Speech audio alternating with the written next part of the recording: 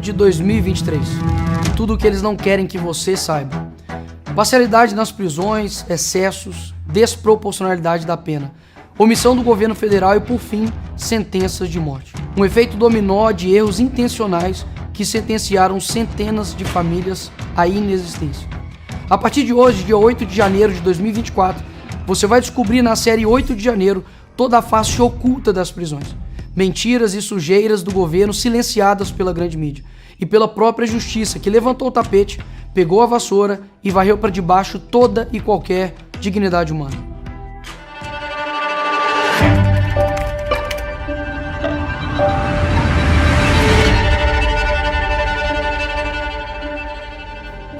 Por trás de mais de 2.000 presos por ordem do STF no dia 8 de janeiro, existem mais do que imagens selecionadas. Existem famílias que sofrem pelas suas ausências até hoje. No episódio de número 1, na série 8 de janeiro, você vai conhecer a história do empresário Clériston Pereira da Cunha, conhecido como Clezão, de 46 anos, pai de 2 filhas, que faleceu sob a tutela do Estado, na Papuda, e que sequer estava na esplanada no horário em que o controle deixou de ser mantido. Ele é réu primário, pai de família, trabalhador. Ele tinha problema de coração, pressão alta.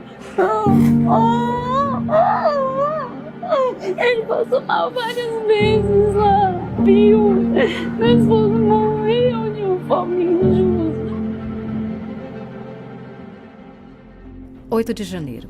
Clériston acorda pela manhã como um dia normal e caminha até a sua distribuidora de bebidas, um negócio de família.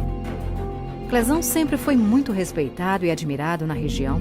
Estava feliz, afinal de contas, há pouco tempo, após 33 dias submetido a pulsoterapia e antibióticos, havia vencido a Covid-19.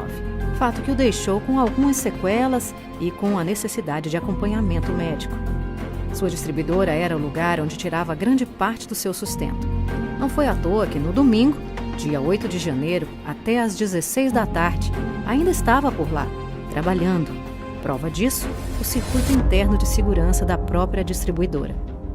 A minha pergunta para você é: será que realmente o Clezão era um vândalo, golpista, terrorista, como até então o ministro da Justiça Flávio Dino acusava? Não.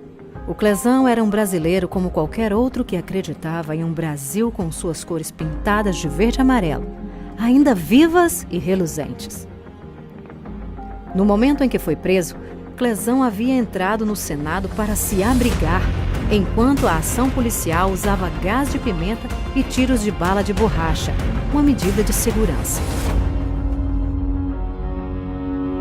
De trabalhador a réu. O jogo virou em questão de segundos. Os últimos passos de Clériston Pereira da Cunha, em liberdade, se tornaram em passos que o levariam para a prisão em um piscar de olhos. Clezão foi criado e educado para viver do seu próprio suor. Era trabalhador e casado há mais de 25 anos com Jane Duarte. Mas agora, o inimigo foi selecionado sem argumentos, sem razão. É revoltante saber que um pai de família, réu primário, não tem antecedentes criminais, fica 10 meses preso numa cadeia sem ter cometido crime, estado, sem ter roubado, tomando medicamento com comorbidade e não ser visto. Ele estava lá em paz, ele estava lá não quebrando. Ele jamais iria fazer isso, jamais. Clezão estava preso sem provas, sem voz, sem chance. E não sou eu que estou dizendo, mas o próprio representante do Ministério Público Federal. A Procuradoria-Geral da República, aquela que tem como função constitucional de representar e fiscalizar os interesses da União, descartou o flagrante, recomendando ainda que o processo fosse respondido em liberdade. Afinal de contas, Clériston não apresentava risco nenhum à sociedade, e nem muito menos representava qualquer possibilidade de tumultos nas investigações. O fato é, enquanto tudo acontecia, o ex-secretário de Segurança Pública do Distrito Federal, Anderson Torres, estava sendo solto, ainda com o uso de uma tornozeleira eletrônica.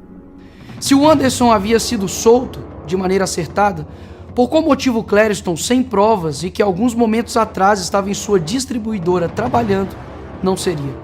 E aqui estão 3 pontos. Ponto número 1. Exceder não é fazer justiça. 3 laudos médicos foram apresentados à justiça mostrando que Clezão sofria de problemas cardíacos. Ponto de número 2. Omissão mata. Clezão foi sentenciado à morte diante da omissão do próprio Supremo Tribunal Federal, quando não atendeu à recomendação da Procuradoria-Geral da República, a PGR, para que tão somente respondesse o processo em liberdade. A minha conclusão, ponto de número 3. O crime contra a democracia realmente aconteceu, mas acredite, também foi cometido pela justiça brasileira. Um dos parênteses mais importantes em tudo isso é a individualização de penas, um princípio do Código de Processo Penal brasileiro, está sendo devidamente ignorado. Olhe para esses 2 processos de outros réus. Cerca de 93% do conteúdo do processo é igual. Onde estão as vozes que deveriam realmente estar ecoando pelo Estado Democrático de Direito? Não há músicas, posts, cancelamentos e nem uma mensagem em letras pequenas nos rodapés dos jornais. Seria esse um 4º ponto?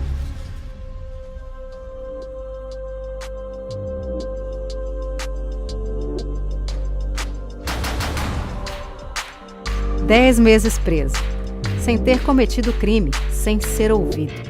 Acredite, esse vídeo não é sobre política, é sobre vida, dignidade e sobre humanidade.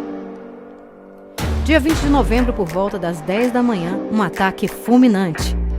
Clezão estava pela bandeira, pela ordem e pelo progresso, pela paz, e assim se foi em paz. Uma dor que não se resolve com dipirona. Um ataque final contra a família, contra os sonhos, contra um brasileiro comum.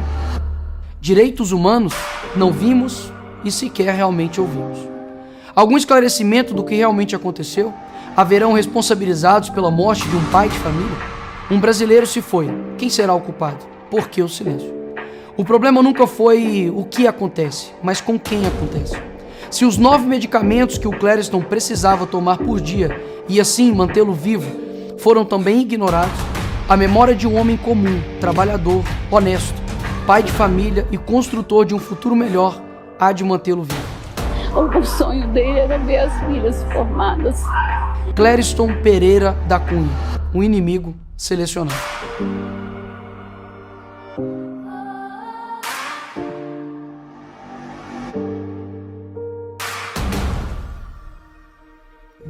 Chorar para aliviar, lutar para honrar.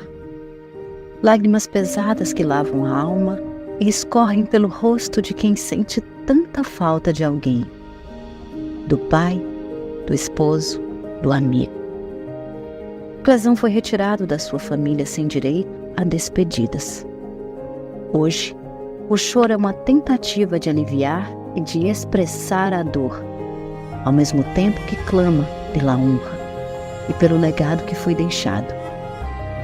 No Clezão estava a alma do povo brasileiro, de um brasileiro comum que jamais deixará de ser esquecido por outros 200 milhões.